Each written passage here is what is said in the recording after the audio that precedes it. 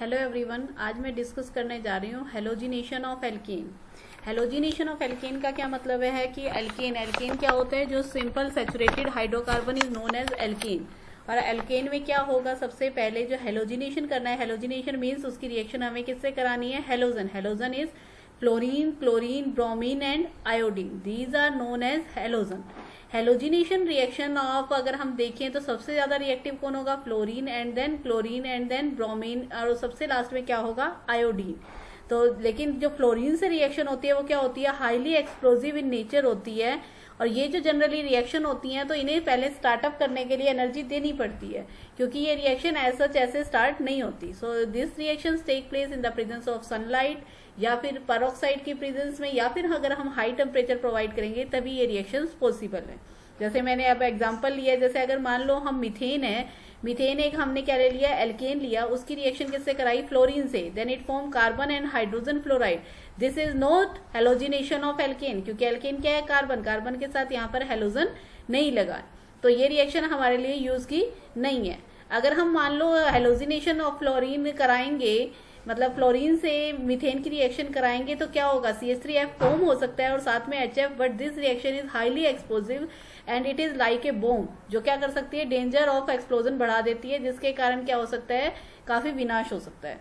तो reaction between alkene and iodine अगर हम कंसीडर करें, जैसे हमने ये फ्लोरीन की कंसीडर की, अगर हम किसकी लें, एल्केन एंड आयोडीन। आयोडीन के केस में क्या होगा, सबसे ज्यादा फ्लोरीन, फिर chlorine, then bromine and then iodine. लेकिन आयोडीन के केस में क्या होगा, वो कम रिएक्टिव है, बट इसमें केस में क्या होगा, अगर हम in the presence of sunlight reaction कराएंगे तो इसमें जो फॉर्म होगा वो नॉर्मल लैब कंडीशन में रिएक्शन हेलोजिनेशन की नहीं हो पाएगी। इसके लिए क्या देना पड़ेगा, हमें हाई टेम्परेचर देना पड़ेगा। ये जो मैं मैकेनिज्म आगे लास्ट में कराऊंगी तो उसमें अच्छे से एक्सप्लेन हो जाएगा। अब हम कंसीडर करते हैं reaction between alkene and chlorine और ब्रोमीन।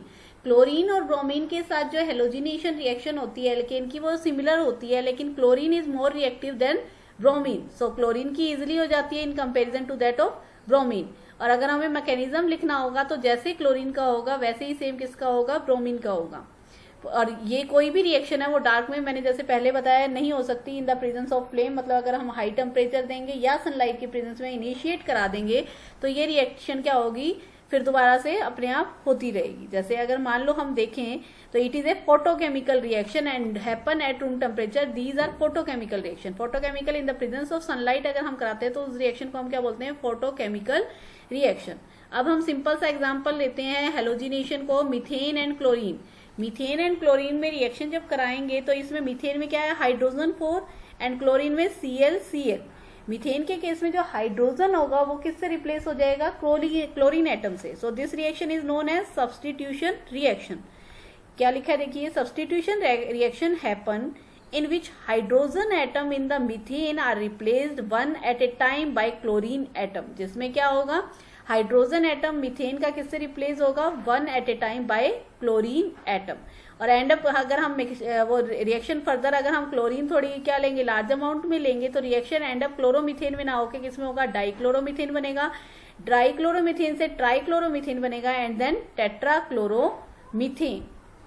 अब इसका हम देखते हैं कि रिएक्शन कैसे होगी। जैसे सबसे पहले CH4 जो है वो क्लोरीन से रिएक्ट करेगा तो क्या बनाएगा, CH3Cl, this is chloromethane and it produce hydrochloric acid.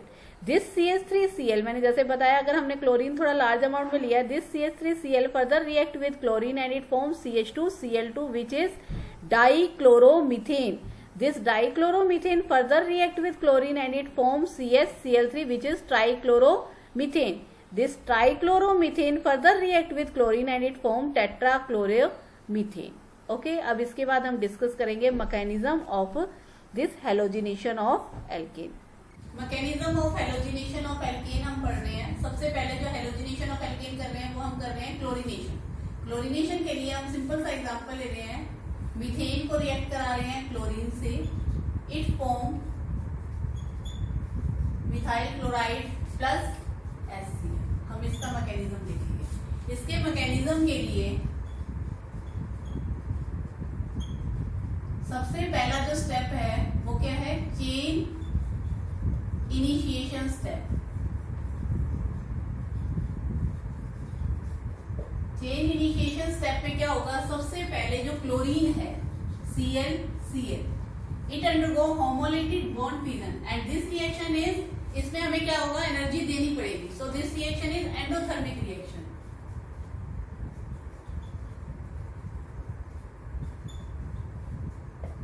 जिसके कारण होमोलिटिक बॉन्ड फ्यूजन होगा and it form Cl radical and Cl radical. और ये किसके प्रेजेंस में होगा, इन the presence of sunlight. Sunlight को HMO लिखेंगे, पेरोक्साइड की प्रेजेंस में या फिर high temperature. Next step is chain propagation step. Chain propagation step पे क्या होगा, जो हमने अब मीथेन लिया है,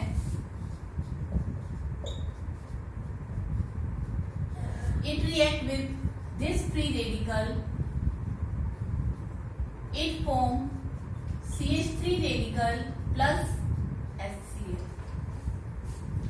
This CH3 radical further react with this radical and it form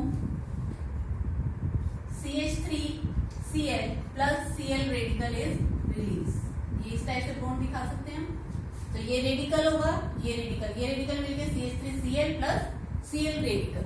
इस स्टेप को हम प्रोपोगेशन स्टेप क्यों बोलते हैं, क्योंकि इसमें क्या हो रहा है, ये Cl रेडिकल प्रोड्यूस हो रहा है, वो Cl रेडिकल फिर दोबारा इस टाइप से रिएक्ट होगा, ये रिएक्शन बार बार रिपीट होती रहेगी.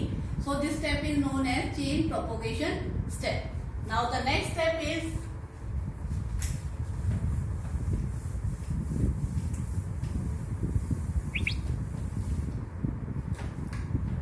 third one is chain termination step.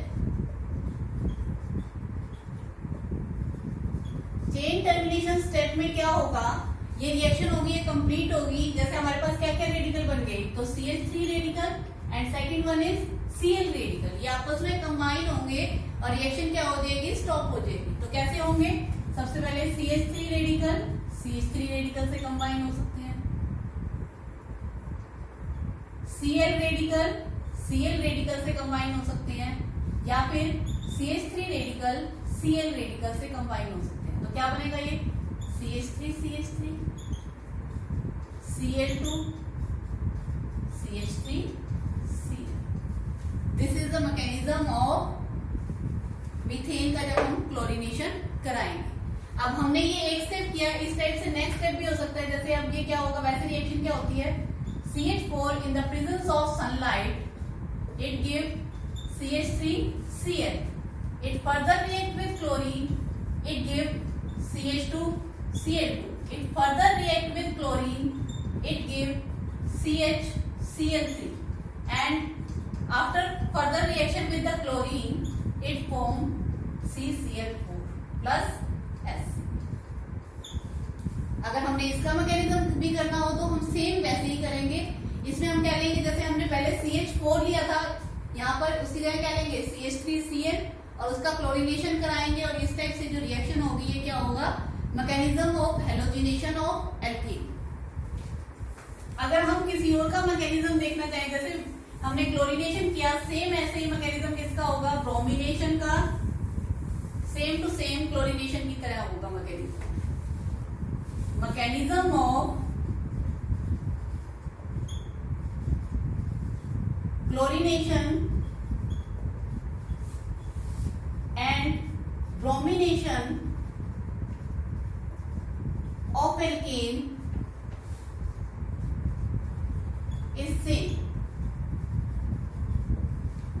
But अगर हम रिएक्टिविटी देखें, हैलोजन कौन कौन से होते हैं, fluorine, chlorine, bromine, iodine.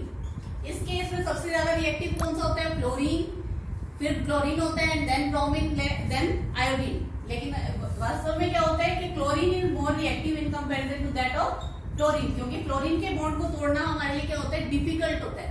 Because इसमें क्या होता है, स्मॉल स्ट्रक्चर होती है और 7 इलेक्ट्रॉन बिल्कुल ही न्यूक्लियस के पास होते हैं, जिसके कारण इसमें रिपल्शन बहुत ज्यादा होता है और इस बॉन्ड को तोड़ना मुश्किल होता है. अगर हम मैकेनिज्म देखें ऑफ हाइड्रोनेशन ऑफ मीथेन। इसको अगर हमने कराना है तो क्या होगा, methane react with iodine, it form CH3I plus HI, but this reaction is reversible reaction। and जैसे हमने जो मीथेन का क्लोरीनेशन किया था वो रिएक्शन क्या थी, फर्स्टली एंडोथर्मिक थी and the second one is exothermic, but in this case both reaction is endothermic, मतलब एनर्जी हमें देनी होगी। क्यों देनी होगी, क्योंकि ये जो HI होता है ये क्या होता है, स्ट्रॉन्ग रिड्यूसिंग एजेंट होता है, जिसके कारण ये क्या करता है, फटाफट से जो भी हमारा CH3I प्रोड्यूस होता है उसको दोबारा से किसमें कन्वर्ट कर देता है, मीथेन में कन्वर्ट कर देता है।